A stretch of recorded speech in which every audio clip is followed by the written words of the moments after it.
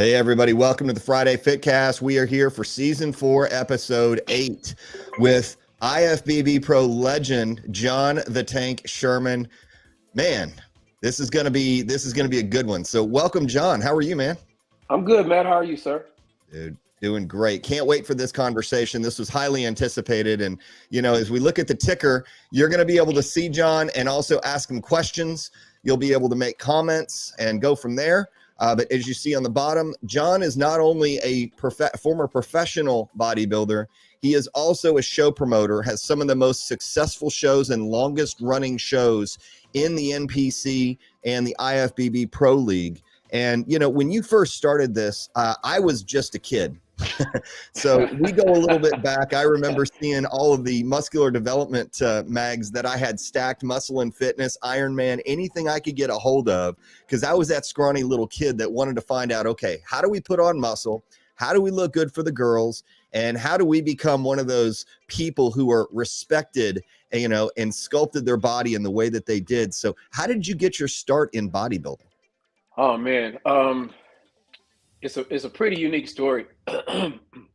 When I was about 9 years old, my mother's hairdresser, her son was Mr. Texas in bodybuilding. His name was Rick Wilkins, and first time I saw him, man, I was like, "That's what I want to do." And he told me I would go to the salon with my mom, and he told me that when I turned 18 to find him, and he would teach me. So on my 18th birthday, I found him, and man, he put me so far ahead of the game as far as training, and I'm always indebted to him. And man, it's been a great ride. Rick Wilkins goes that far back? Yeah. Rick Wilkins was actually Mr. Texas light heavyweight, and that same year, Gary Stridham won the overall at Mr. Texas. Okay, so I had no idea where this conversation was going to go, but Rick has helped out with Muscle Mania, and that's where I first met him. And I know he still trains in Houston. Holy cow, that just took me by surprise, because how you and I met was through Keith Klein. And what was great about it is I knew you were training. You had just, a stable of athletes that when I saw them and they're asking you questions while we were training, because I did a few sessions with you, and, I wanted to figure out what really the secret and the key was, and you unlocked a lot of things for me. Of course, I'm not near as big as I need to be, but thank God for men's physique, by the way.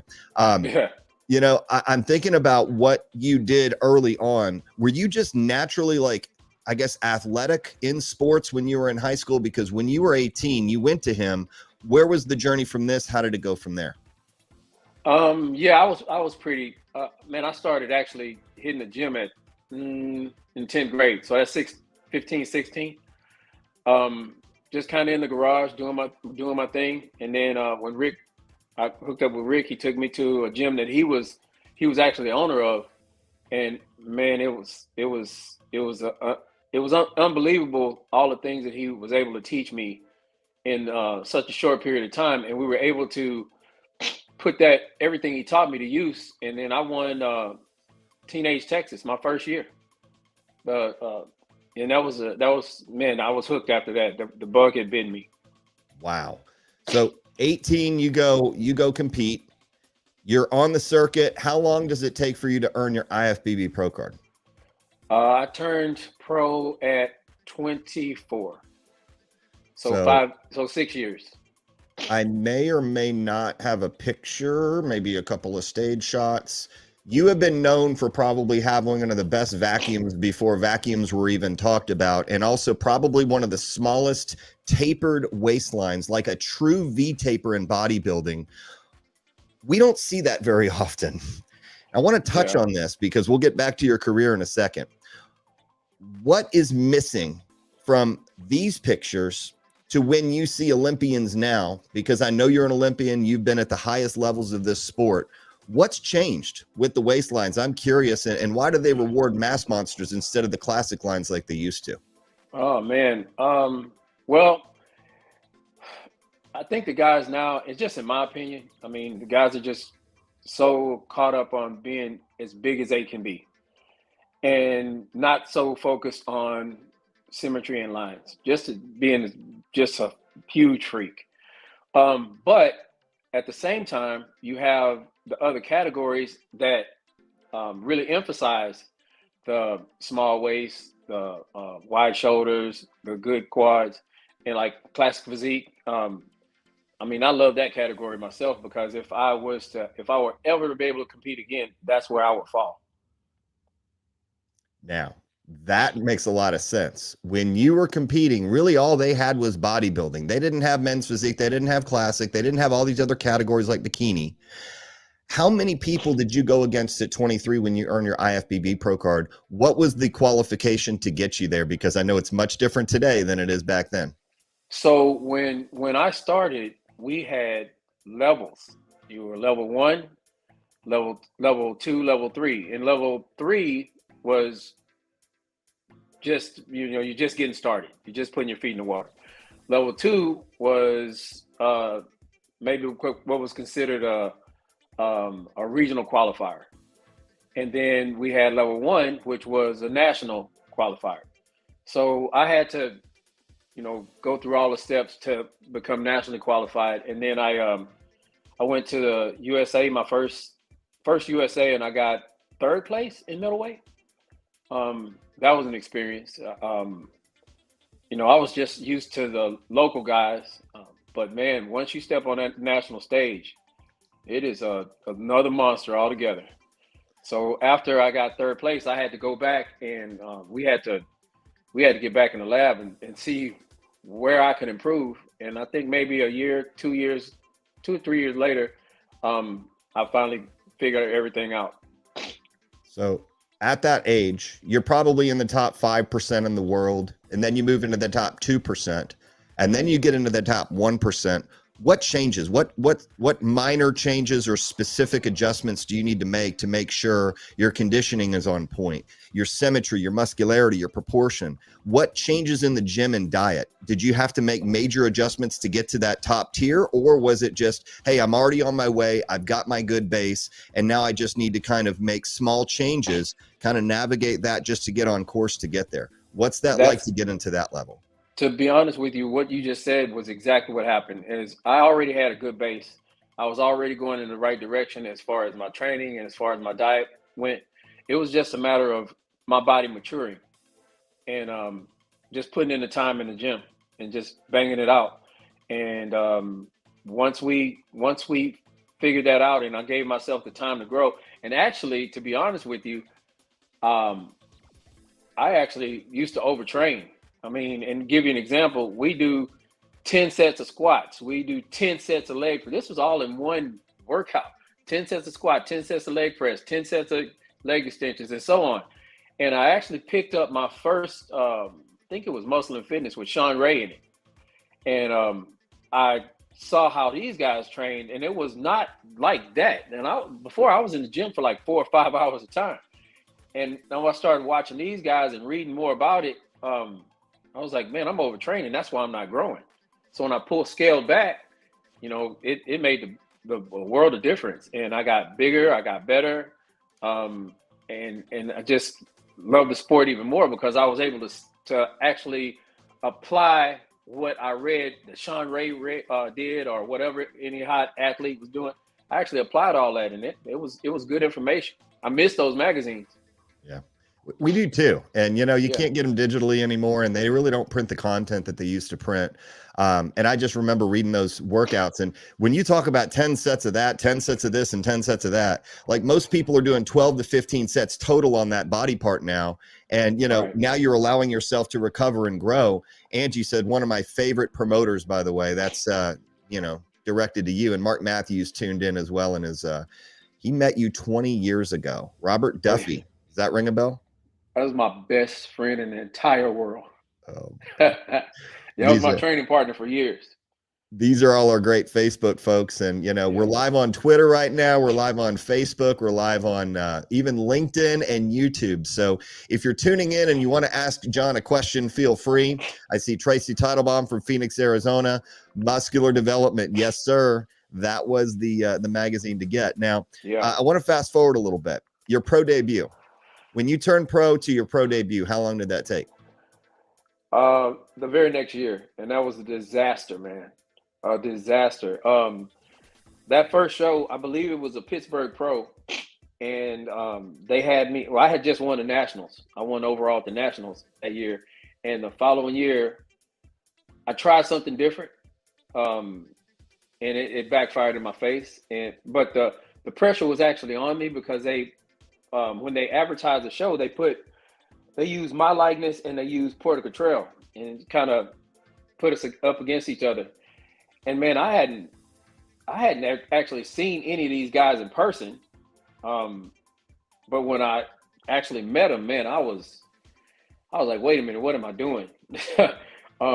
These guys are unbelievable. But then after that show, I think I got 8th, my pro debut. And after that, man, I cried like a baby in the elevator back to my room.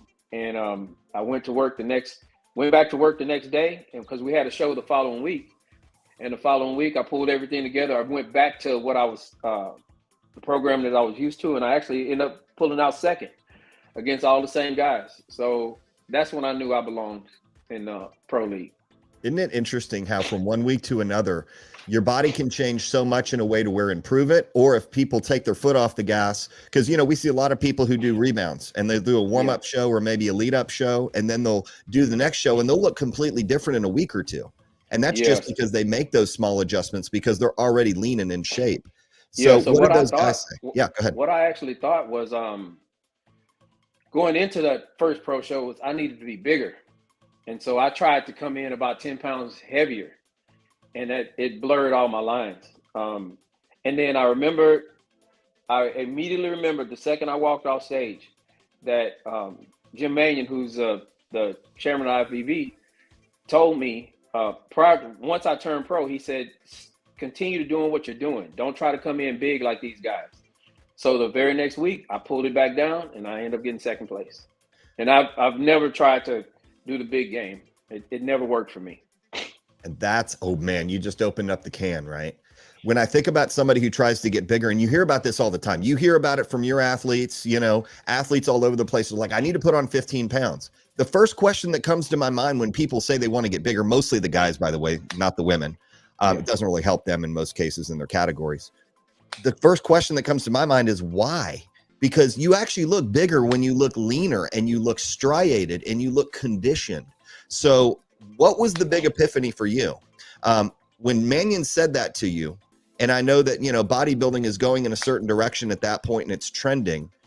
What did that mean to you to say, hey, I need just to keep doing this and little by little, as opposed to play the big game like Ronnie played or Jay played? Where did that really take your career? Man, I was 5'5" and 185 pounds competing against these guys, man. I wasn't ever going to be, I couldn't imagine myself at 230, 240 on stage. That just wasn't me, man. I mean, because I still at the time, I was a better basketball player than I was a bodybuilder, believe it or not. So I always wanted to stay athletic. I never wanted to be, too big, too muscle bound or anything like that. I always wanted to be able to get out there and move if I needed to. And, me at that time, I was also a police officer.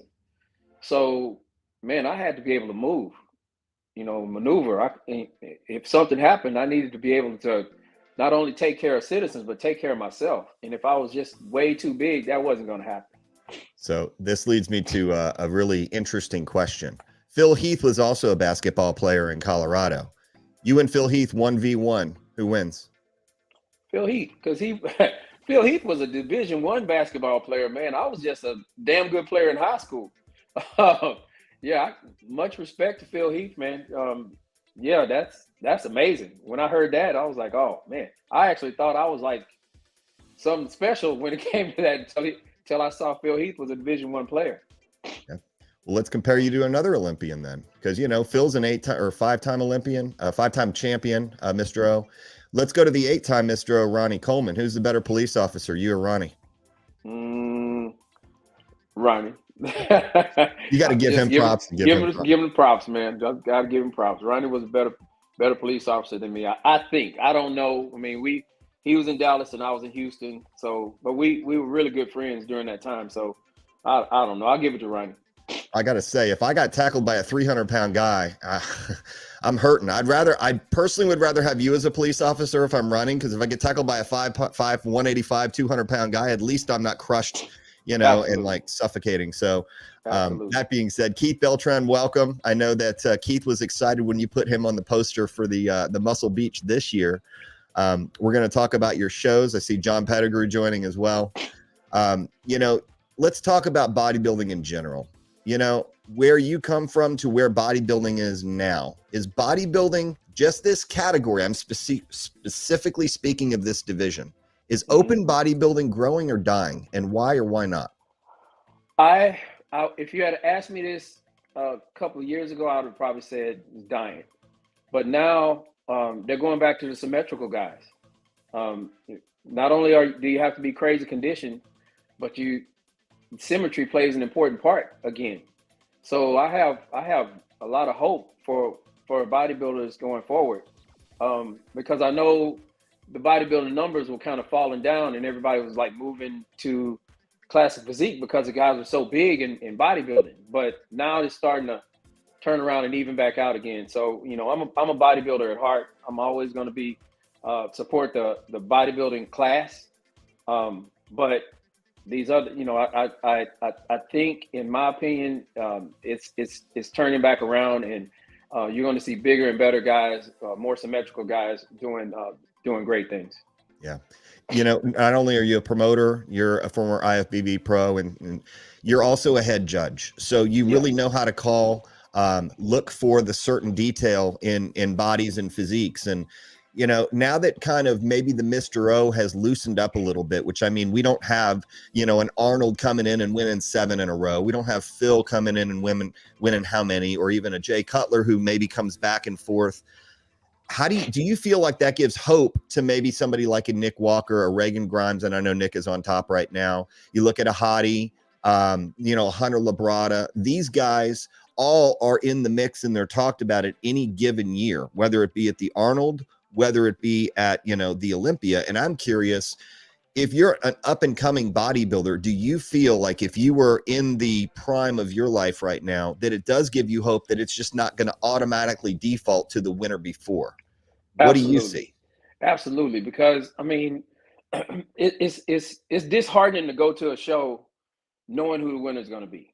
You give it your all, and and no disrespect to the winners. I mean, the guys that have been repeating, no disrespect, but it's you always want to go to a show of that nature, feeling like you have a chance. Hey, if I go to this show, they're going to give me a fair look. I got an opportunity to move up, instead of the same guy winning over and over, which is not a bad thing. I think it's great. These guys are killing themselves to win that show over and over and over. But right now, I think it's wide open. You got Derek winning, and you had Hottie. It was a close match, and then you had Samson. So man, that was a very exciting Olympia to watch. And I think going forward, you're going to see a lot more guys have the opportunity to be number one on that show. Now we switch to classic.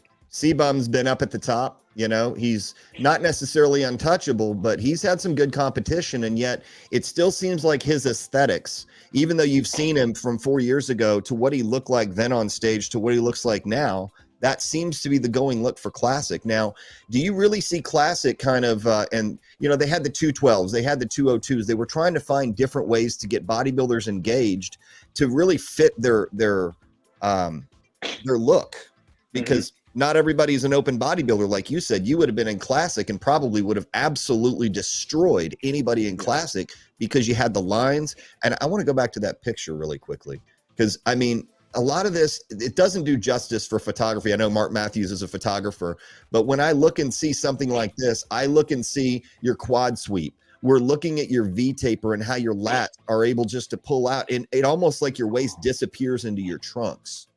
Right. So let's say C-Bum has another reign of a year or two. Who do you see on the scene that might be given a run for the money for the title here in a few years, if not next year? I don't know that guy's name that got second, but that guy's phenomenal. That guy's phenomenal. There's a lot of great classic physique guys out there, man. I mean, that class is very impressive, and yeah, when C-Bum steps away, that class is going to be in good hands. Very competitive. And we found that was wildly popular, you know, bringing back kind of the Arnold look, the black classic trunks, you know, with the 2-inch waist is different from like a French cut. I know we're getting a little technical here, but it really just seems like more attainable classic look than just going crazy and trying to put on 50, 60, 70 pounds on a frame to fully fill out and get there. So you also have in your shows, because we'll talk about your shows, you have the Houston Tournament of Champions coming up, and you carry pro classes. I know that you have certain sanctions, and I remember this picture. I've been to a few of your shows. You're one of the first shows I've ever been to it, and just to watch an NPC or an IFBB Pro League type show. What was the feeling when you see this many physique athletes? What year was this, and how did you feel seeing all these guys just crammed on stage? So this was our first Houston Tournament of Champions, and that was a men's physique class. And I believe that was 30 guys showed up, 30 pro guys showed up for that show. Man, that was a phenomenal feeling, because I had never put on a pro event before. And so it was very successful, very competitive.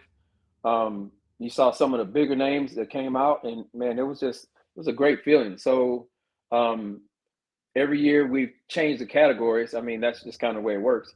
But yeah, we had the men's physique, we've had wellness, we've had classic physique, and this year we're going to have wellness again. Very cool. You had wellness last year, which I say last year because it's 2023, and you have an Olympia qualification now for both shows. Is that correct? Yeah, so our show has always been an Olympia qualifier. I believe, I'm pretty sure most of the pro shows are Olympia qualifiers.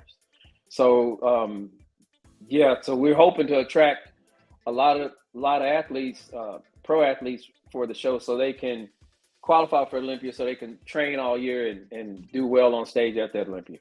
Yeah. March 30th is coming up. So we have a lot of athletes who are watching. I see Trey's on, David's on. We have 19 different platforms that we're looking through. So that's why I keep scanning through all the computers and the screens to see who's here. What makes the Tournament of Champions different? Because here's what happens. A brand new athlete or a seasoned athlete is going to start making plans. And usually they back it out for 4 months or so, because it's usually a 12 to 16 or 20 week prep, depending on how much time they need to get ready. So we're in that 12-week mark period, and it's the first show up. And this is usually what really attracts people to want to do a first show up, because they're like, okay, you know what? Maybe I can get my qualification early in the year, or maybe I can qualify for nationals. What would you say really the advantages to be able to hopping in early as opposed to an October show or a July show? I think the advantage is just qualifying early, so you can relax the rest of the year. You can just train, and you can be fresh for a national qualifier or the Olympia. I think personally, I mean, I used to do the shows back to back.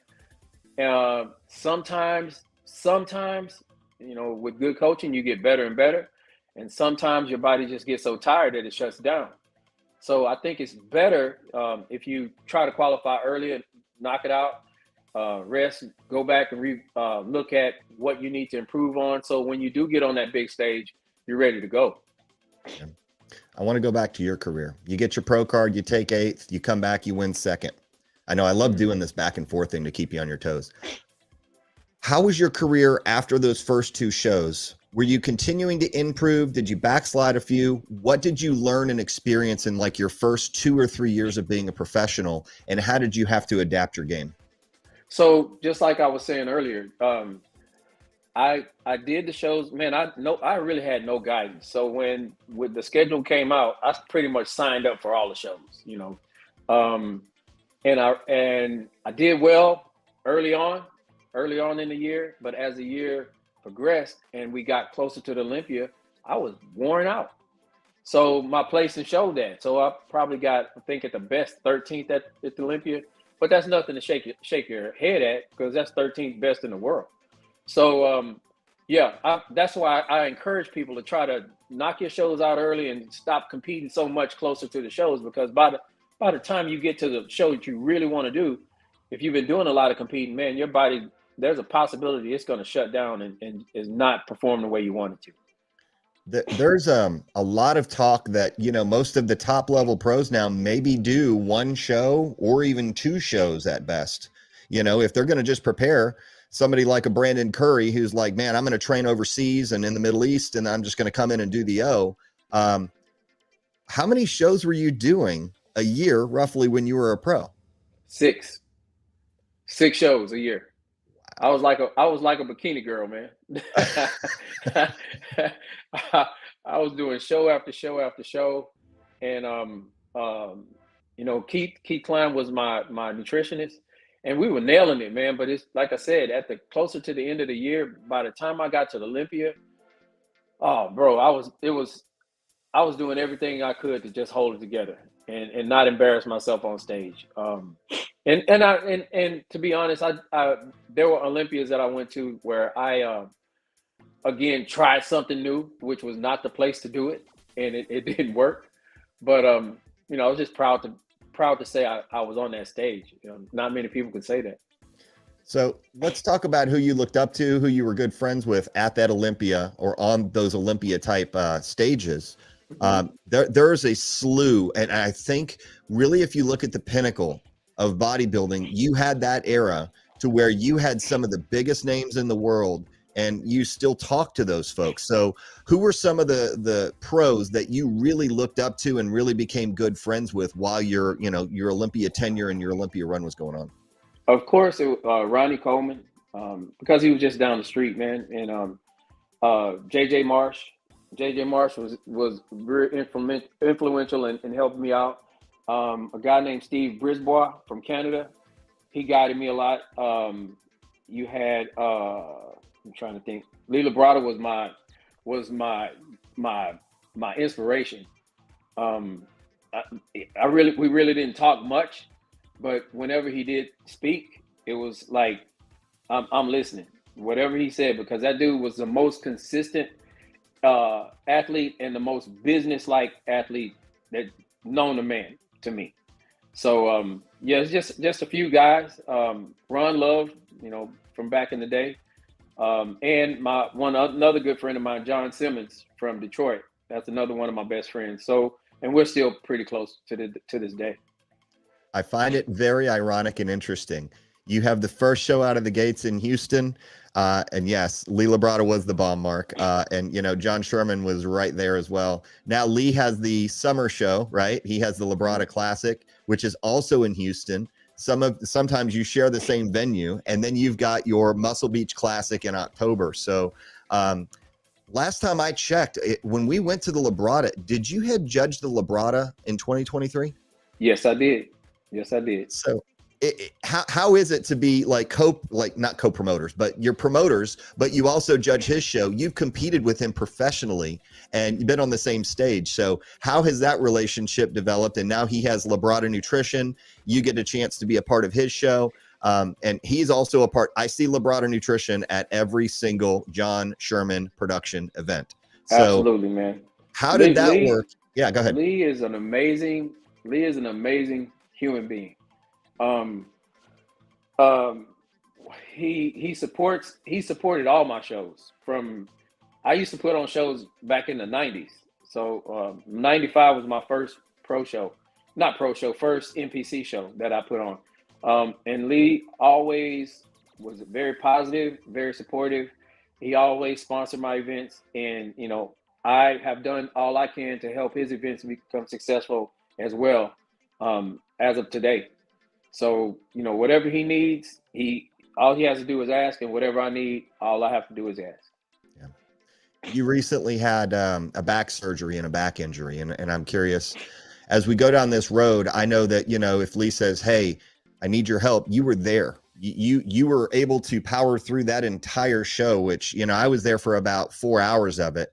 And, you know, you got off the table and I remember seeing you, but dude, you stuck it out, not one complaint. How was that going through sitting down that long? Because that was a big show, just like your shows are really big. How did that affect, you know, your physical ability to be able to push through? Because y'all did excellent.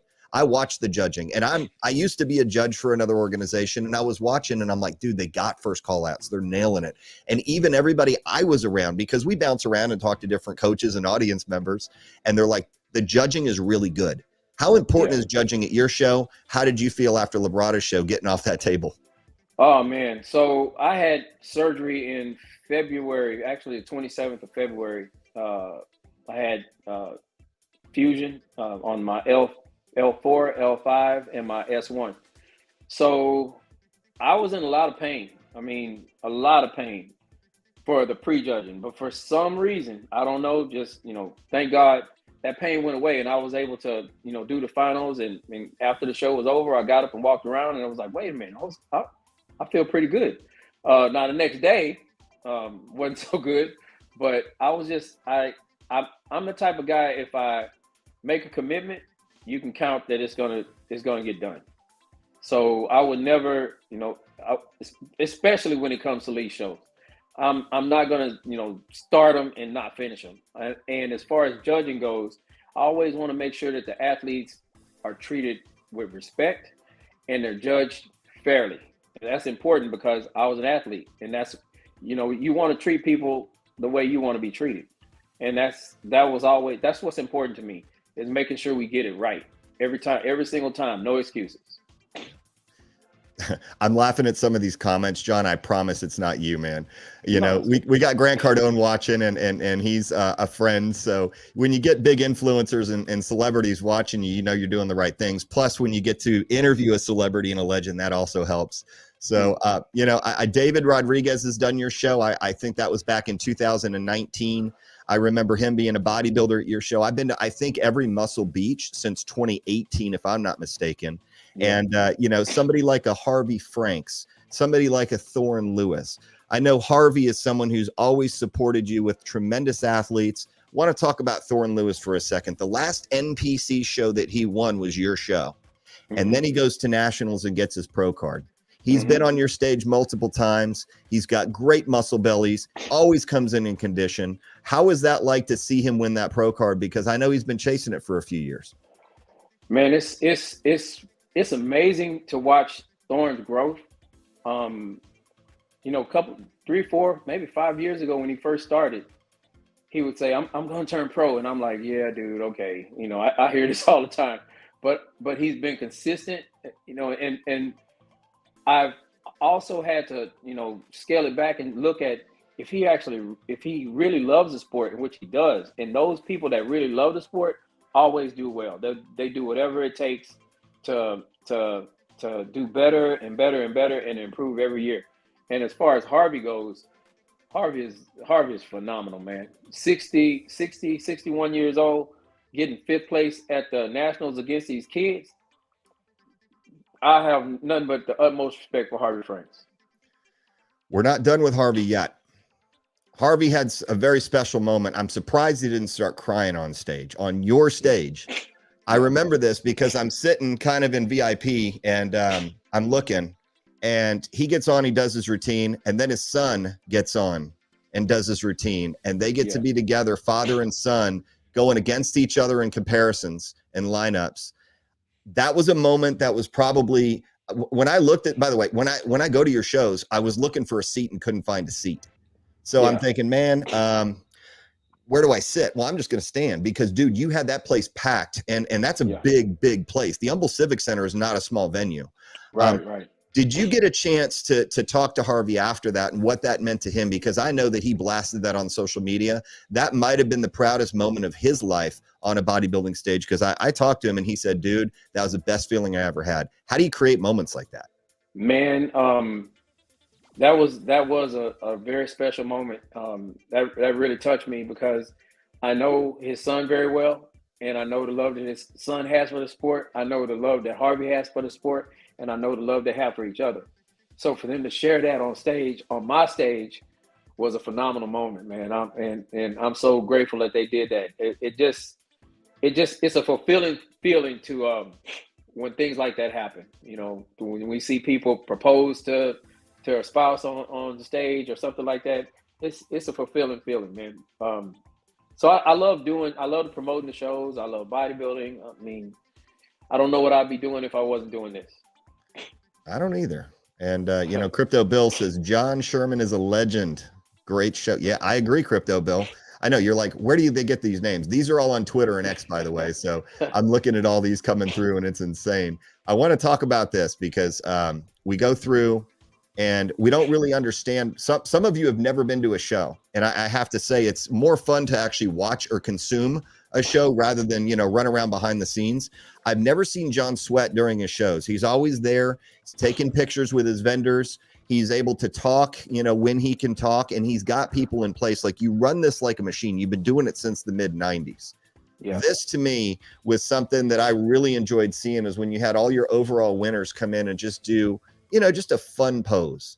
So why do you have, and I think this might be a question where it's a pretty leading question. You have so many people return to stage. I see David Lovelace every year wants to do your show. Harvey brings a team, right? Austin finally competes. And bodybuilding is not easy just to do every single show every single year, because you have to give your body a break like you talked about.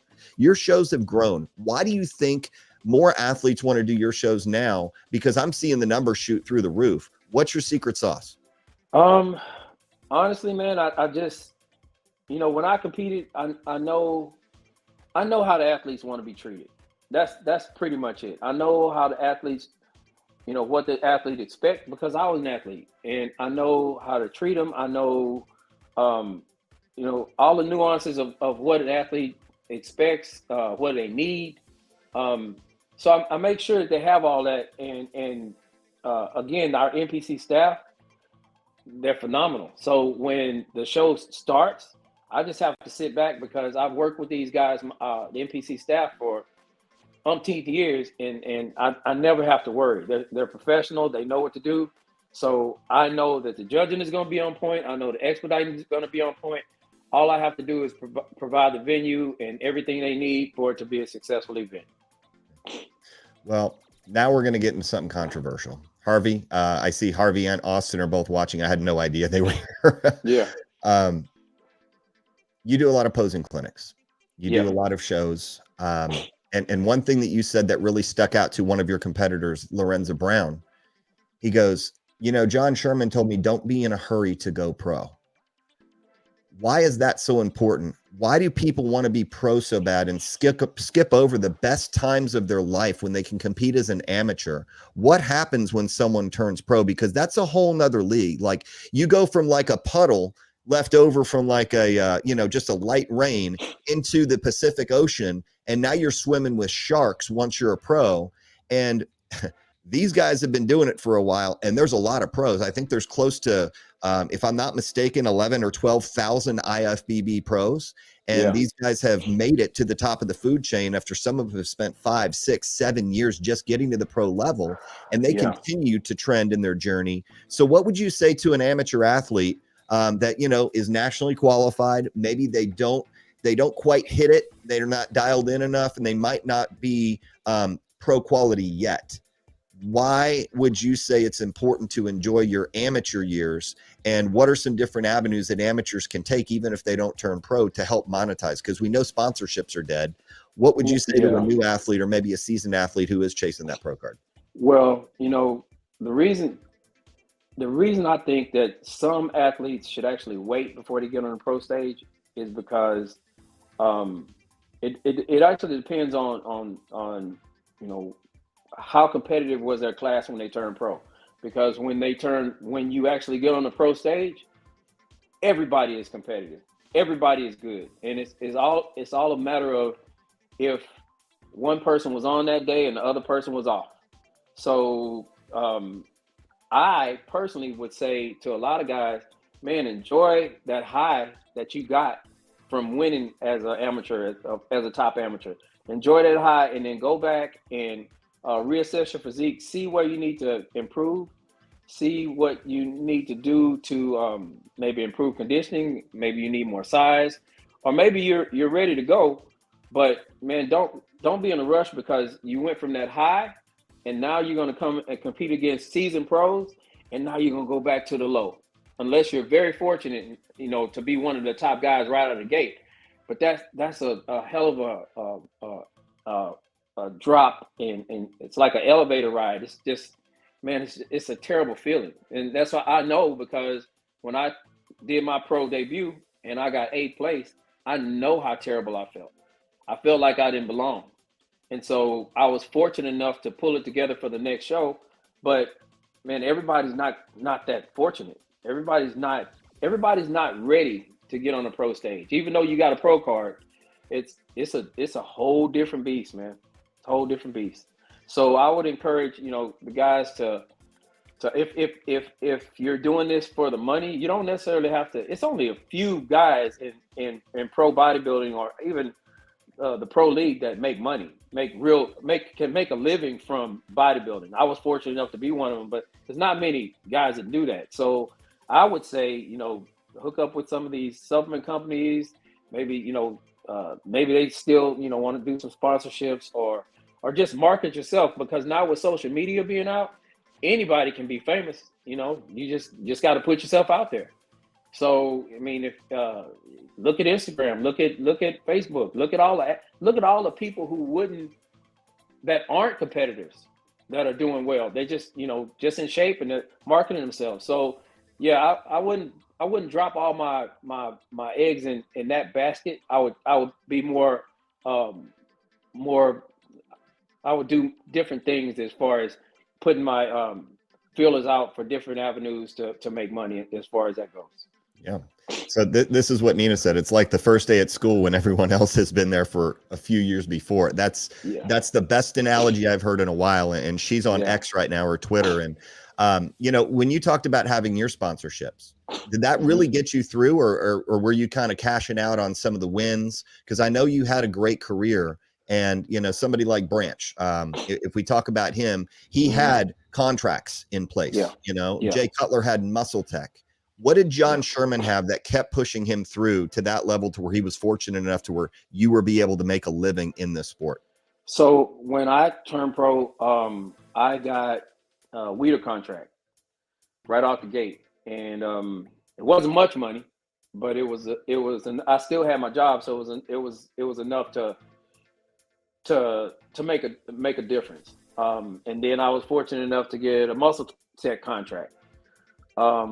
I had another contract, I forgot who it was with, but yeah, I was one of the fortunate ones. Now, the guys today, they don't, unless you're one of the top guys coming out of the gate, you're not getting that opportunity. So you gotta be able to put your feet in different ponds to make a living when it comes to this sport. And I always kept it as I always wonder if I would have looked at the sport as more of a career than a hobby, because I've always kept it as a hobby. And I always wondered how it would have turned out if I had to just, really put all my eggs in one basket. But, that's something you'll never know. Yeah.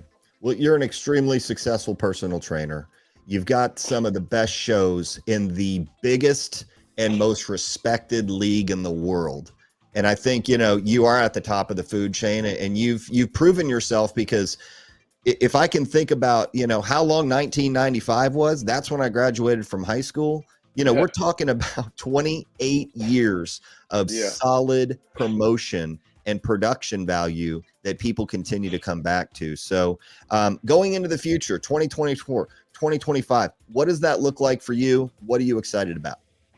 Man, hopefully, I'll get an opportunity to do more shows, more events.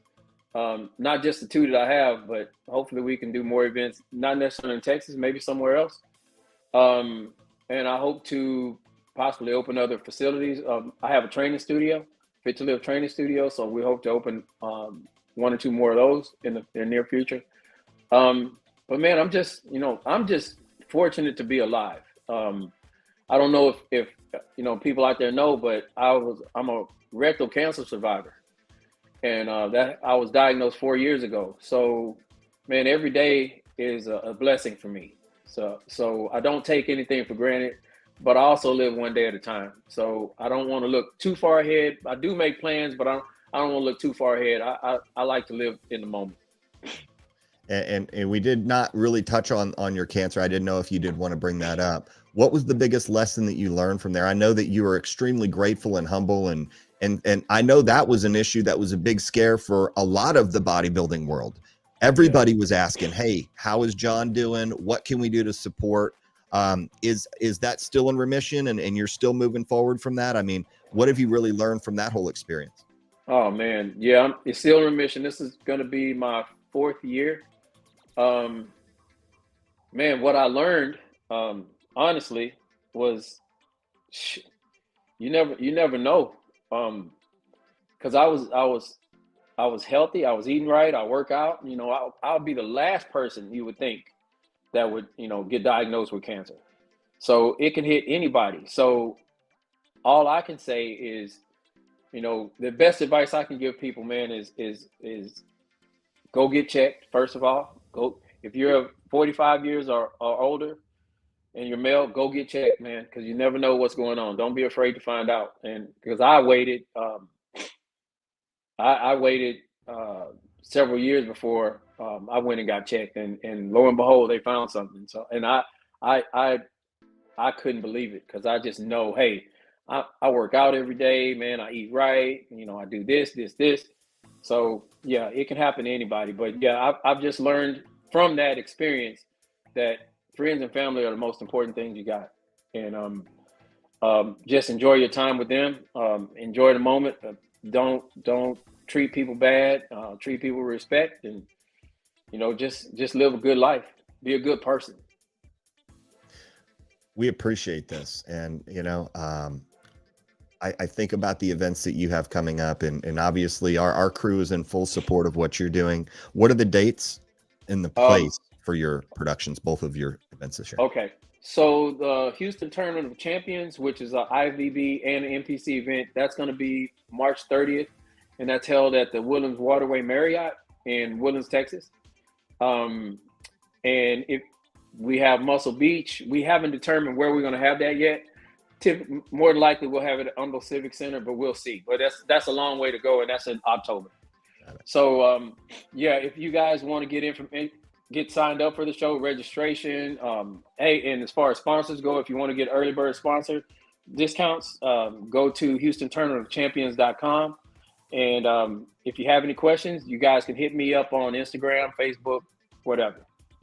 And I'm looking at the ticker. So the best one, John the Tank Sherman on Instagram, Houston_Tournament of Champions, NPC_Muscle Beach Classic.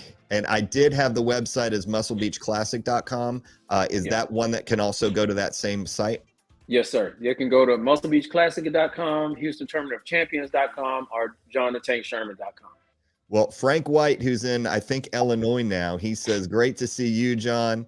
And hey, I have to say, it's really cool to be able to kind of bring the community back together and see your success and see you flourish. And especially, the moments that you get to create for not only athletes, but also the audience. I mean, people who get introduced to fitness and health and wellness in this sport, you never know where it's going to take you. And I would just say you do a great, sorry, Wisconsin, my bad, Frank. All right, I'll get you there next time. I knew it was somewhere up there.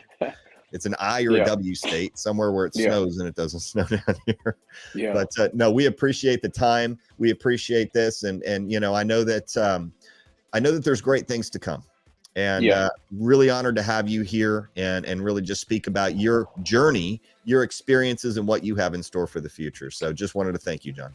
Matt, thank you for having me, man. You're a great guy, and I support whatever you do. And again, it's been an honor to be here.